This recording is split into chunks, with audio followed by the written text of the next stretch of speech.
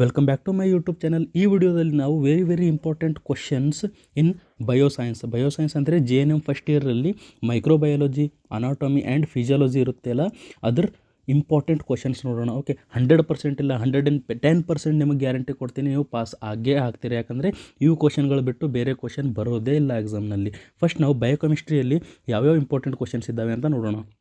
Okay, so ನಿಮಗೆ micro organism ಅಂದರೆ ಗೊತ್ತಿರಬೇಕು, ಮೈಕ್ರೋ ಆರ್ಗ್ಯಾನಿಸಮ್ ಡೆಫಿನೇಷನ್ ಗೊತ್ತಿರಬೇಕು, ಮತ್ತು factors effect in the growth of micro organism. ಏನೇನು ಫ್ಯಾಕ್ಟರ್ಸ್ ಇದ್ದಾವೆ ಮೈಕ್ರೋ ಆರ್ಗ್ಯಾನಿಸಮ್ ಗ್ರೋತ್ ಎಫೆಕ್ಟ್ ಆಗೋಕ್ಕೆ. ಸೊ ಇದು 4 ಮಾರ್ಕ್ಸಿಗೆ ಬರ್ಬೋದು, ಇದು 1 ಮಾರ್ಕ್ಸಿಗೆ ನಿಮಗೆ ಕೇಳ್ಬೋದು. ಮತ್ತು ಕ್ಲಾಸಿಫಿಕೇಷನ್ ಆಫ್ ಬ್ಯಾಕ್ಟೀರಿಯಾ ಕೂಡ ಕೇಳ್ಬೋದು 4 ಮಾರ್ಕ್ಸಿಗೆ. ಓಕೆ, ನೆಕ್ಸ್ಟ್ ಇನ್ಫೆಕ್ಷನಲ್ಲಿ ನಾವು ನೋಡಿದಾಗ ಯಾವ್ಯಾವ ಕ್ವಶನ್ ಬರ್ತಾವೆ ಇನ್ಫೆಕ್ಷನ್ನಿಂದ ಅಂದರೆ ಡೆಫಿನೇಷನ್ ಆಫ್ ಇನ್ಫೆಕ್ಷನ್ 1 ಮಾರ್ಕ್ಸಿಗೆ ಕೇಳ್ಬೋದು, ಅಥವಾ ಡಿವೈಡ್ ಆಗಿ ಕೂಡ ನಿಮಗೆ ಪ್ಲಸ್ ಅಂತ ಕೇಳ್ಬೋದು. ಓಕೆ, 3+2 2+5 ಅಂತ ಇರ್ತಾವಲ್ಲ, ಆ ಥರ ನಿಮಗೆ ಕೇಳ್ಬೋದು. ಮತ್ತು sources of infection very important ಇದೆ, ಟೈಪ್ಸ್ ಆಫ್ ಇನ್ಫೆಕ್ಷನ್. ಸೊ ಇವು ಇಷ್ಟರಲ್ಲಿ ನಿಮಗೆ ಮಿನಿಮಮ್ 2 ಕ್ವಶನ್ಸ್ ಆದರೂ ನಿಮಗೆ ಬರ್ಬೋದು. ಓಕೆ, ಟೈಪ್ಸ್ ಆಫ್ ಇನ್ಫೆಕ್ಷನ್ ಆಗಿರ್ಬೋದು, ಮತ್ತು define infection and mode of transmission, ಹೇಗೆ ಅದು ಟ್ರಾನ್ಸ್ಮಿಟ್ ಆಗುತ್ತೆ, ಡೈರೆಕ್ಟ್ ಇಂಡೈರೆಕ್ಟ್ ಡ್ರಾಪ್ಲೆಟ್ಸ್ ಅದೆಲ್ಲ ನೀವು ಬರೀಬೇಕು. ಮತ್ತು define infection and portal of exit ಏನೇನಿದೆ, ಮೌತ್ ಇದೆ, ನೋಸ್ ಇದೆ, ಮತ್ತು ವೂಂಡ್ ಇದೆ. ಸೊ ಇವೆಲ್ಲ ನೀವು ಬರೀಬೇಕು. ನೋಸೋಕೋಮಿಯಲ್ ಇನ್ಫೆಕ್ಷನ್ ಅಂದರೆ ಏನು ಬರೀಬೇಕು, ಹಾಸ್ಪಿಟಲ್ ಅಕ್ವೈರ್ಡ್ ಇನ್ಫೆಕ್ಷನ್ ಅಂತೀವಲ್ಲ ಅದು ಅಂದರೆ ಏನು, ಮತ್ತು ಲಿಸ್ಟ್ ದಿ ನೋಸೋಕೋಮಿಯಲ್ ಇನ್ಫೆಕ್ಷನ್, ಯಾವ್ಯಾವ ಇನ್ಫೆಕ್ಷನ್ ಆಗ್ಬೋದು ನಮಗೆ ಅಂತ ಅದ್ರ ಲಿಸ್ಟ್ ಮಾಡಬೇಕು.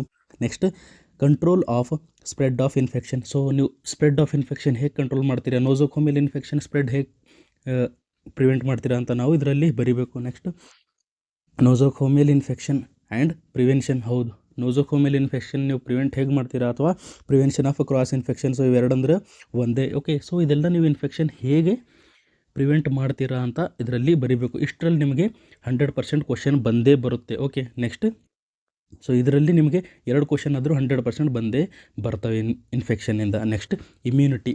ಓಕೆ, ಸೊ ಇಮ್ಯುನಿಟಿ ಒಳಗಡೆ ಏನೇನು ಇಂಪಾರ್ಟೆಂಟ್ ಇದೆ, ಡಿಫೈನ್ ಇಮ್ಯುನಿಟಿ. ಸೊ ಭಾಳಷ್ಟು ಸಾರಿ ವೆರಿ ಇಂಪಾರ್ಟೆಂಟ್, ನೀವು 3 ಸ್ಟಾರ್ ಹಾಕೊಂಡು ಇಟ್ಕೋಬೋದು. ಭಾಳ ಇಂಪಾರ್ಟೆಂಟ್ ಇದೆ ಇಮ್ಯುನಿಟಿ. ಮತ್ತು ಟೈಪ್ಸ್ ಆಫ್ ಇಮ್ಯುನಿಟಿ ಭಾಳ ಇಂಪಾರ್ಟೆಂಟ್ ಇದೆ, ಪ್ರತಿಯೊಂದು ಎಕ್ಸಾಮ್ನಲ್ಲಿ ಕೇಳ್ತಾರೆ. ಇಮ್ಯುನಿಟಿ ಅಥವಾ ಹೈಪರ್ ಸೆನ್ಸಿಟಿವಿಟಿ ಕೇಳ್ತಾರೆ. ಓಕೆ, ಮತ್ತು ಆಟೋ ಇಮ್ಯುನಿಟಿ ಅಂದರೆ ಏನು ಡೆಫಿನೇಷನ್ ನೀವು ಬರ್ಕೋಬೋದು, ಮತ್ತು ಕ್ಲಾಸಿಫಿಕೇಷನ್ ಆಫ್ ಹೈಪರ್ ಸೆನ್ಸಿಟಿವಿಟಿ ನಿಮಗೆ ಕೇಳಬಹುದು. ಓಕೆ, ಸೊ ಇದು ನಿಮಗೆ 4 ಮಾರ್ಕ್ಸ್ ಅಥವಾ 1 ಮಾರ್ಕ್ಸ್ ಅಥವಾ 7 ಮಾರ್ಕ್ಸಿಗೆ ಕೂಡ ನಿಮಗಿದು ಕೇಳ್ಬೋದು. ಓಕೆ, ನೆಕ್ಸ್ಟ್ ಅಸೆಪ್ಸಿಸ್ ಒಳಗಡೆ ಏನು ನಾವು ಓಕೆ, ಅಸೆಪ್ಸಿಸ್ ಒಳಗಡೆ ಯಾವ ಕ್ವಶನ್ಸ್ ಇಂಪಾರ್ಟೆಂಟ್ ಇದ್ದಾವೆ, ಡಿಫೈನ್ ಅಸೆಪ್ಸಿಸ್, ಮೆಡಿಕಲ್ ಆ್ಯಂಡ್ ಸರ್ಜಿಕಲ್ ಅಸೆಪ್ಸಿಸ್ ನೀವು ನೋಡ್ಕೋಬೇಕು. Next define sterilisation very important. Okay, sterilisation and types very important, ಯಾಕಂದರೆ ಭಾಳಷ್ಟು ಸರಿ ಎಕ್ಸಾಮಿನೇಷನ್ನಲ್ಲಿ ಕೇಳಿದ್ದಾರೆ. ಓಕೆ, ಸೊ ಟೈಪ್ಸ್ ಒಳಗಡೆ ಅದರೊಳಗಡೆ ಇಂಪಾರ್ಟೆಂಟ್ ಆಟೋಕ್ಲೋವಿಂಗ್ ವೆರಿ ಇಂಪಾರ್ಟೆಂಟ್. ಆಟೋಕ್ಲೋವಿಂಗ್ ಕೂಡ ವೆರಿ ಇಂಪಾರ್ಟೆಂಟ್, ಅದನ್ನು ನಾವು ಸ್ಟೀಮ್ ಸ್ಟೆರಿಲೈಸೇಷನ್ ಕೂಡ ಅಂತೀವಿ. Okay, next biomedical waste management. ಈ ಎಕ್ಸಾಮೇ ಎಲ್ಲ ನಿಮಗೆ ಯಾವುದೇ ನರ್ಸಿಂಗ್ ರಿಲೇಟೆಡ್ ಎಕ್ಸಾಮ್ನಲ್ಲಿ ಹೋದರೂ 100% ಒಂದು ಕ್ವಶನ್ ಇದ್ದೇ ಇರುತ್ತೆ. ಏಮ್ಸ್ ಬರೀರಿ, ESIC ಬರೀರಿ, ಯಾವುದೇ ಒಂದು ಕ್ವಶನ್ ಪೇಪರಲ್ಲಿ ಕೂಡ ಇದು ಕ್ವಶನ್ ಇದ್ದೇ ಇರುತ್ತೆ. ಓಕೆ, ಮೈಕ್ರೋಬಯಾಲಜಿಯಲ್ಲಿ ಇಷ್ಟು ನಿಮಗೆ ಇಂಪಾರ್ಟೆಂಟ್ ಇದ್ದರೆ ಸಾಕು, ನೀವು ಸ್ಕೋರಿಂಗ್ ಮಾಡ್ಬೋದು. ನೆಕ್ಸ್ಟ್ ಅನಾಟಮಿ ಆ್ಯಂಡ್ ಫಿಸಿಯಾಲಜಿ ಒಳಗಡೆ ನಾವು ಯೂನಿಟ್ ವೈಸ್ ನೋಡ್ತಾ ಹೋಗೋಣ, ಯಾವ್ಯಾವ ಯೂನಿಟಲ್ಲಿ ಯಾವ್ಯಾವ ಇಂಪಾರ್ಟೆಂಟ್ ಇದೆ. ಮೊದಲು ಹಿಸ್ಟಾಲಜಿ ಅಂದರೆ ನಮ್ಮ ಸೆಲ್ ರಿಲೇಟೆಡ್. ಓಕೆ, ಅದರೊಳಗಡೆ ಸ್ಟ್ರಕ್ಚರ್ ಆಫ್ ಸೆಲ್ 4 ಮಾರ್ಕ್ಸಿಗೆ ನಿಮಗೆ ಕೇಳ್ಬೋದು, ಬರುತ್ತೆ. ಮತ್ತು ನೀವು ಇದರ ಡಯಾಗ್ರಾಮ್ ಕೂಡ ಅದರಲ್ಲಿ ಹಾಕಬೇಕು. Next cell division. So phases of the cell division ನೀವು ಇದರಲ್ಲಿ ನೋಡ್ಕೋಬೇಕಷ್ಟೇ, 4 ಮಾರ್ಕ್ಸಿಗೆ ಬರ್ಬೋದು. ಮತ್ತು ಟೈಪ್ಸ್ ಆಫ್ ಟಿಶ್ಯೂಯಲ್ಲಿ ಸ್ಪೆಷಲಿ ನೀವು ಎಪಿಥೀಲಿಯಲ್, ಕನೆಕ್ಟಿವ್ ಮತ್ತು ಮಸ್ಕುಲರ್ ಟಿಶ್ಯೂ, ಇವು 3 ಇಂಪಾರ್ಟೆಂಟ್ ಭಾಳ ಇದ್ದಾವೆ, ಯಾಕಂದರೆ ಮೊದಲು ಕೂಡ ಕೇಳಿದ್ದಾರೆ. ಸೊ ಇವು ರಿಪೀಟ್ ಆಗೋ ಚಾನ್ಸಸ್ ಇದೆ. ಹಿಸ್ಟಾಲಜಿಯಲ್ಲಿ ನಿಮಗೆ 4 ಮಾರ್ಕ್ಸಿಗೆ ಇದು ರಿಪೀಟ್ ಆಗ್ಬೋದು, ಟೈಪ್ಸ್ ಆಫ್ ಟಿಶ್ಯೂ ಅಂತ. ಓಕೆ, ಮತ್ತು ಇವು ಕೂಡ ನಿಮಗೆ 4 ಮಾರ್ಕ್ಸಿಗೆ ಕೇಳ್ಬೋದು. ಸೊ ಇದರಲ್ಲಿ ಕ್ವಶನ್ ಬರೋ ಚಾನ್ಸಸ್ ಇದೆ. Next skeletal system very important. ಇದರಲ್ಲಿ ಕ್ವಶನ್ 100% 1 ಅಥವಾ 2 ಕ್ವಶನ್ಸ್ ಇದ್ದೇ ಇರ್ತವೆ. Okay, 4 marks or 7 marks or 11 marks. Okay, ಭಾಳ ಇಂಪಾರ್ಟೆಂಟ್ ಇದೆ. ಸೊ ಇದರಲ್ಲಿ ವೆರಿ ಇಂಪಾರ್ಟೆಂಟ್ ಹೇಳಿದರೆ ಸ್ಟ್ರಕ್ಚರ್ ಆಫ್ ಫೀಮರ್ ಬೋನ್. ಪ್ರತಿಯೊಂದು ಕ್ವಶನ್ ಪೇಪರಲ್ಲಿ ಕೂಡ ಸ್ಟ್ರಕ್ಚರ್ ಆಫ್ ಫೀಮರ್ ಬೋನ್ ಇದ್ದೇ ಇರುತ್ತೆ. ಸೊ ನೀವು ಇದರ ಡಯಾಗ್ರಾಮ್ ಹಾಕಬೇಕು, ಮತ್ತು ಸ್ಟ್ರಕ್ಚರ್ ಯಾವ ಥರ ಇದೆ ಎಕ್ಸ್ಪ್ಲೇನ್ ಮಾಡಬೇಕು. ವೆರಿ ಇಂಪಾರ್ಟೆಂಟ್ ಇದೆ, ಇದು ನೀವು ನೋಡ್ಕೊಳ್ಳೇಬೇಕು. ಸ್ಟ್ರಕ್ಚರ್ ಆಫ್ ಫೀಮರ್ ಬೋನ್ ನೀವು ನೋಡಲಿಲ್ಲ ಅಂದರೆ ನೀವು ನರ್ಸಿಂಗ್ ಸ್ಟೂಡೆಂಟೇ ಅಲ್ಲ. ನೆಕ್ಸ್ಟ್ ಸೈನೋವಿಯಲ್ ಜಾಯಿಂಟ್ಸ್, ಇದು ಕೂಡ ಭಾಳಷ್ಟು ಇಂಪಾರ್ಟೆಂಟ್ ಇದೆ, ಭಾಳ ಸರಿ ರಿಪೀಟ್ ಆಗಿದೆ. ಸೈನೋವಿಯಲ್ ಜಾಯಿಂಟ್ ಮತ್ತು ball socket joints. Okay, ball socket joint ಇದು ಕೂಡ ಭಾಳ ಇಂಪಾರ್ಟೆಂಟ್ ಇದೆ. ಮತ್ತು classification of joint very very important. Okay, so ಇವೆಲ್ಲ ಇಂಪಾರ್ಟೆಂಟ್ ಇದೆ. ಮತ್ತು ಬೋನ್ಸ್ ಆಫ್ ಅಪ್ಪರ್ ಲಿಂಬ್ ಅಥವಾ ಅಪ್ಪರ್ ಎಕ್ಸ್ಟ್ರಿಮಿಟೀಸ್ ಅನ್ಬೋದು. ಎಕ್ಸ್ಪ್ಲೇನ್ ರೇಡಿಯಸ್ ಬೋನ್ ಇರುತ್ತಲ್ಲ ಅದನ್ನು ನಾವು ಎಕ್ಸ್ಪ್ಲೇನ್ ಮಾಡಬೇಕು, ಇಂಪಾರ್ಟೆಂಟ್ ಇದೆ ಇದು ಕೂಡ. Next bones of the lower extremity explain the femur bone, ಮತ್ತು ಅದೇ ಕೇಳಿದ್ದಾರೆ. ಓಕೆ, ಸೊ ಇದು 4 ಮಾರ್ಕ್ಸಿಗೆ ಕೇಳ್ಬೋದು, ಅಥವಾ ಹಿಂಗೆ ಡಿವೈಡ್ ಆಗಿ ಕೇಳ್ತಾರಲ್ಲ ಆ ಥರ ನಿಮಗೆ ಕ್ವಶನ್ ಕೇಳ್ಬೋದು. Next functions of bone, so ಇದು ನೀವು ನೋಡ್ಕೋಬೋದು, ನಿಮಗೆ ಗೊತ್ತಿರ್ಬೋದು ಏನೇನು ಫಂಕ್ಷನ್ ಮಾಡುತ್ತೆ ಏನೇನಿಲ್ಲ. ಸೊ ಇದರಲ್ಲಿ ವೆರಿ ವೆರಿ ಇಂಪಾರ್ಟೆಂಟ್ ಅಂದರೆ femur bone. Okay, femur bone ಮತ್ತು ಕ್ಲಾಸಿಫಿಕೇಷನ್ ಆಫ್ ಜಾಯಿಂಟ್ಸ್ ಮತ್ತು synovial joint. Okay, next muscles of the. Okay, ಮಸಲ್ಸಲ್ಲಿ ನಿಮ್ಗೆ ಕೂಡ ಕ್ವಶನ್ ಬರ್ಬೋದು. ಸೊ ನೀವು ಇಷ್ಟು ಮಸಲ್ಸ್ ನೋಡ್ಕೊಂಡಿದ್ರೆ ಸಾಕು. Okay, muscles of the head and neck, muscles of the face and neck ಮತ್ತು ಫಂಕ್ಷನ್ ಆಫ್ ಮಸಲ್, ಇವು 3 ನೋಡ್ಕೊಂಡ್ರೆ ಸೊ ಇದರಲ್ಲಿ ಕೂಡ ನಿಮಗೆ ಕ್ವಶನ್ 4 ಮಾರ್ಕ್ಸಿಗೆ ಬರ್ಬೋದು. ಓಕೆ, ಇದರಲ್ಲಿ ನೀವು 4 ಮಾರ್ಕ್ಸಿಗೆ ಕ್ವಶನ್ ಬರ್ಬೋದು. ನೆಕ್ಸ್ಟು ಸರ್ಕ್ಯುಲೇಟರಿ ಸಿಸ್ಟಮ್, ಇದರೊಳಗಡೆ ಎಲ್ಲಕ್ಕಿಂತ ಇಂಪಾರ್ಟೆಂಟ್ ಏನಿದೆ, heart diagram and structure. Okay, so ಎಲ್ಲೆಲ್ಲಿ ನಿಮಗೆ ಸ್ಟ್ರಕ್ಚರ್ ಕೇಳ್ತಾರಲ್ಲ ಅಲ್ಲಿ ನೀವು ಡಯಾಗ್ರಾಮ್ ಹಾಕಬೇಕು. ನೆಕ್ಸ್ಟ್ ಓಕೆ, ಸ್ಟ್ರಕ್ಚರ್ ಭಾಳ ಇಂಪಾರ್ಟೆಂಟ್ ಇದೆ, ಭಾಳಷ್ಟು ಸಾರಿ ನಿಮಗೆ ಕೇಳಿದ್ದಾರೆ. Next circulation, pulmonary and systemic circulation. So ಹೇಗೆ ಕೇಳ್ತಾರೆ, ಡಿವೈಡ್ ಆಗಿ ಕ್ವಶನ್ ಕೇಳ್ತಾರೆ. Okay, structure of heart and explain pulmonary circulation, systemic circulation ಭಾಳ ಇಂಪಾರ್ಟೆಂಟ್ ಇದೆ. ಓಕೆ, ಹಾರ್ಟ್ ಮತ್ತು ಇದು 2 ಕ್ವಶನ್ಸ್ ಬರ್ತವೆ ಎಟ್ ಎ ಟೈಮ್. ಓಕೆ, 7 ಮಾರ್ಕ್ಸಿಗೆ 8 ಮಾರ್ಕ್ಸಿಗೆ ಈ ಥರ ನಿಮಗೆ ಕ್ವಶನ್ಸ್ ಬರ್ತವೆ. ಮತ್ತು ಇದರೊಳಗಡೆ ಬ್ಲಡ್ ಗ್ರೂಪಿಂಗ್ ಕೂಡ ಇಂಪಾರ್ಟೆಂಟ್ ಇದೆ, 4 ಮಾರ್ಕ್ಸಿಗೆ ಅವಾಗ ಕೇಳ್ತಾರೆ, ಜಾಸ್ತಿ ಸಲ ಕೇಳಿದ್ದಾರೆ. ಮತ್ತು ಕಾರ್ಡಿಯಾಕ್ ಸೈಕಲ್ ಕೂಡ ನಿಮಗೆ ಕೇಳ್ಬೋದು, ಕಾರ್ಡಿಯಾಕ್ ಸೈಕಲ್ ಕೂಡ ನಿಮಗೆ 4 ಮಾರ್ಕ್ಸಿಗೆ ಕೇಳ್ಬೋದು. ಮತ್ತು ಕಂಡಕ್ಷನ್ ಸಿಸ್ಟಮ್ ಆಫ್ ಹಾರ್ಟ್ ಕೂಡ ನಿಮಗೆ ಇದರಲ್ಲಿ ಕೇಳ್ಬೋದು 4 ಮಾರ್ಕ್ಸಿಗೆ. ಮತ್ತು ಫಂಕ್ಷನ್ಸ್ ಆಫ್ ಬ್ಲಡ್ ನಿಮಗೆ ಗೊತ್ತಿರ್ಬೋದು. ಓಕೆ, ಇದು ಕೂಡ ನಿಮಗೆ ಬರುತ್ತೆ. ಮತ್ತು ಕಾಂಪೋಸಿಷನ್ ಆಫ್ ಬ್ಲಡ್ ಇದು ಕೂಡ ನಿಮಗೆ ಗೊತ್ತಿರ್ಬೋದು, ಬರುತ್ತೆ ಅವಾಗ 4 ಮಾರ್ಕ್ಸಿಗೆ. ಬಟ್ ಇದರಲ್ಲಿ ಜಾಸ್ತಿ ಇಂಪಾರ್ಟೆಂಟ್ ಏನಿದೆ ಅಂದರೆ ಇವೆರಡು, ಸರ್ಕ್ಯುಲೇಟರಿ ಸಿಸ್ಟಮ್ ಒಳಗಡೆ ನಿಮಗೆ ಇಂಪಾರ್ಟೆಂಟ್ ಇರೋದು ಪಲ್ಮನರಿ ಆ್ಯಂಡ್ ಸಿಸ್ಟಮಿಕ್ ಸರ್ಕ್ಯುಲೇಷನ್ ಮತ್ತು ಸ್ಟ್ರಕ್ಚರ್ ಆಫ್ ಹಾರ್ಟ್, ಬೇಜಾನ್ ಸಾರಿ ಕೇಳಿದ್ದಾರೆ. ಓಕೆ, ನೆಕ್ಸ್ಟ್ ರೆಸ್ಪಿರೇಟರಿ ಸಿಸ್ಟಮ್ ಒಳಗಡೆ ನಿಮಗೆ ಇಂಪಾರ್ಟೆಂಟ್ ಏನಿರೋದು ಅಂದರೆ list the functions of respiratory system, list the organs. Okay, so ನಮ್ಮ ರೆಸ್ಪಿರೇಟರಿ ಸಿಸ್ಟಮ್ ಒಳಗಡೆ ಯಾವ್ಯಾವ ಆರ್ಗನ್ ಇದ್ದಾವೆ, ನೋಸ್ ಇದೆ, ಲ್ಯಾರಿಂಗ್ಸ್ ಇದೆ, ಫ್ಯಾರಿಂಗ್ಸ್ ಇದೆ, ಟ್ರೀಕೆ ಇದೆ. ಸೊ ಇವೆಲ್ಲ ನೀವು ಲಿಸ್ಟ್ ಮಾಡಬೇಕು. ಓಕೆ, ಇದು ನಿಮಗೆ 7 ಮಾರ್ಕ್ಸಿಗೆ ಭಾಳಷ್ಟು ಸಾರಿ ಕೇಳಿದ್ದಾರೆ. ಓಕೆ, ಡಿವೈಡೆಡ್ ಕ್ವಶನ್ಸ್ ಬರ್ತಾವೆಲ್ಲ ಆ ಥರ. ಲಿಸ್ಟ್ ದಿ ಫಂಕ್ಷನ್ಸ್ ಮತ್ತು structure and function of lungs. So ನೀವು ಡಯಾಗ್ರಾಮ್ ಹಾಕಿ ಸ್ಟ್ರಕ್ಚರ್ ಆಫ್ ಲಂಗ್ ಅಂತ ಕೇಳ್ಬೋದು, ಅಥವಾ ಫಂಕ್ಷನ್ಸ್ ಆಫ್ ಲಂಗ್ ಅಂತ ಕೇಳ್ಬೋದು. ಎಟ್ ಅ ಟೈಮ್ ನೀವು 2 ಸ್ಟಡಿ ಮಾಡಿದರೆ 100% ನೀವು ಪಾಸ್ ಆಗೇ ಆಗ್ತೀರಾ. ಓಕೆ, ಮತ್ತು ಸ್ಟ್ರಕ್ಚರ್ ಆಫ್ ಟ್ರೇಕಿಯಾ ಹೇಗಿದೆ ಅದರ ಸ್ಟ್ರಕ್ಚರ್, ಮತ್ತು ಫಿಸಿಯಾಲಜಿ ಆಫ್ ರೆಸ್ಪಿರೇಷನ್ ಭಾಳಷ್ಟು ಸರಿ ಕೇಳಿದ್ದಾರೆ. ಓಕೆ, ಏನಂತ ಕೇಳ್ಬೋದು, list the organs of respiratory system and explain the physiology of respiration. ಈ ಥರ ನಿಮಗೆ ಡಿವೈಡೆಡ್ ಕ್ವಶನ್ಸಲ್ಲಿ ಬರ್ಬೋದು. ಮತ್ತು ಫಂಕ್ಷನ್ ಆಫ್ ಫ್ಯಾರಿಂಗ್. ಸೊ ನಿಮಗೆ ಇದರಲ್ಲಿ ಎಲ್ಲಕ್ಕಿಂತ ಜಾಸ್ತಿ ಇದು ಇಂಪಾರ್ಟೆಂಟ್ ಅಂದರೆ ಫಸ್ಟ್ ಕ್ವಶನ್.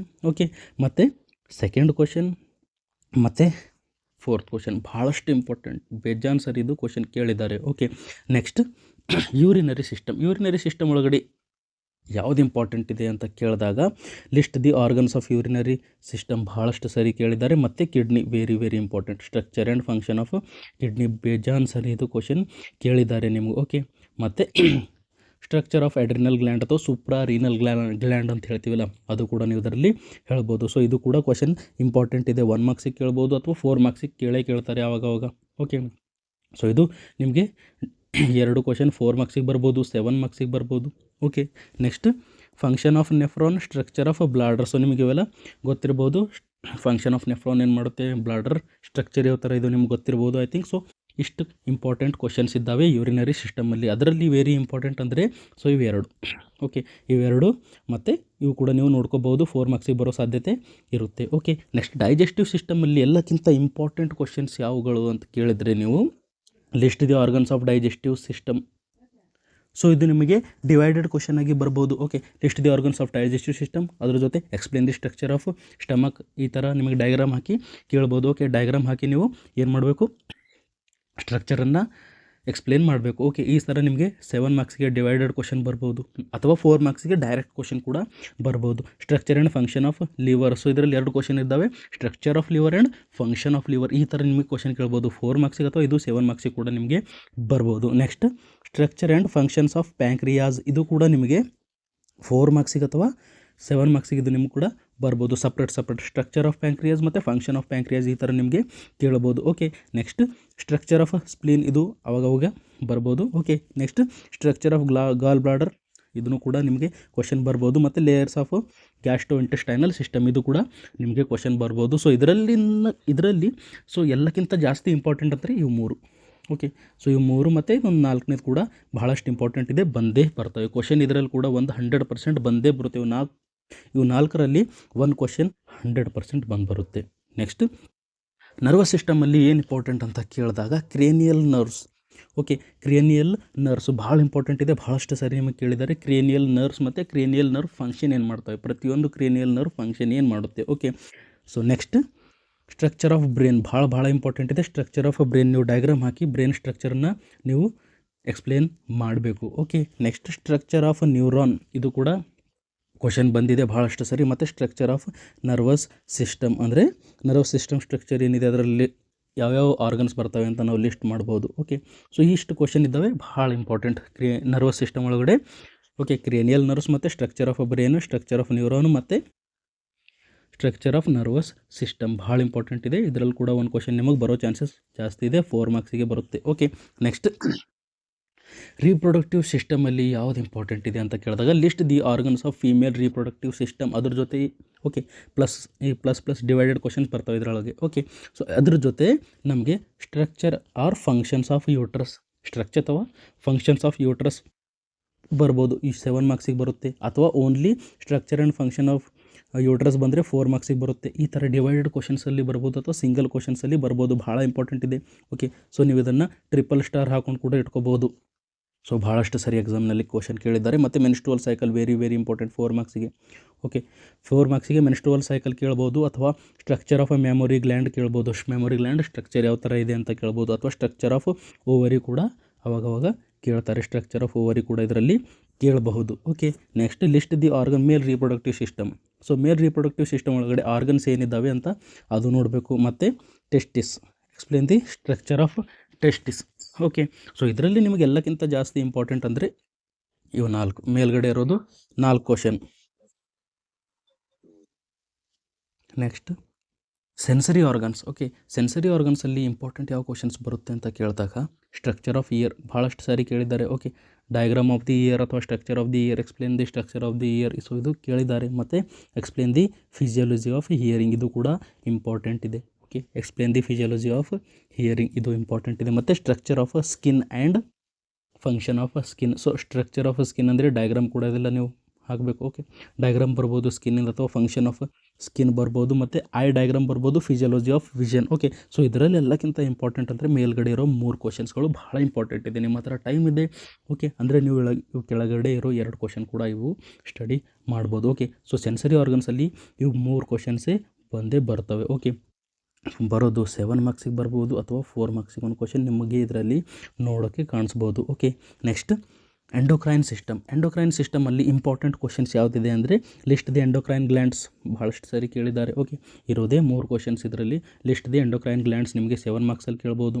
ಓಕೆ, ಅದ್ರ ಜೊತೆ ಪ್ಲಸ್ ಕ್ವಶನ್ಸ್ ಬರ್ತವೆ ಡಿವೈಡೆಡ್ ಕ್ವಶನ್ಸ್. ಓಕೆ, ಅದ್ರ ಜೊತೆ thyroid gland, explain the thyroid gland, ಮತ್ತು ಪಿಟ್ಯೂಟರಿ ಗ್ಲ್ಯಾಂಡ್ ನಿಮಗೆ ಕ್ವಶನ್ಸ್ ಬರ್ಬೋದು. ಓಕೆ, ಸೊ ಇವು 3 ಇಂಪಾರ್ಟೆಂಟ್ ಇದ್ದಾವೆ, ಸ್ಟಡಿ ಮಾಡಬೇಕು. ಓಕೆ, ಐ ಥಿಂಕ್ ನಿಮಗೆ ಈ ವಿಡಿಯೋ ಇಷ್ಟ ಆದರೆ ಸೊ ಲೈಕ್ ಮಾಡಿ, ಶೇರ್ ಮಾಡಿ, ಸಬ್ಸ್ಕ್ರೈಬ್ ಮಾಡಿ. ಓಕೆ, ಶೇರ್ ಮಾಡೋದನ್ನು ಮರಿಬೇಡಿ, ಯಾಕಂದರೆ ಎಕ್ಸಾಮ್ ಭಾಳ ಹತ್ತಿರ ಇದೆ.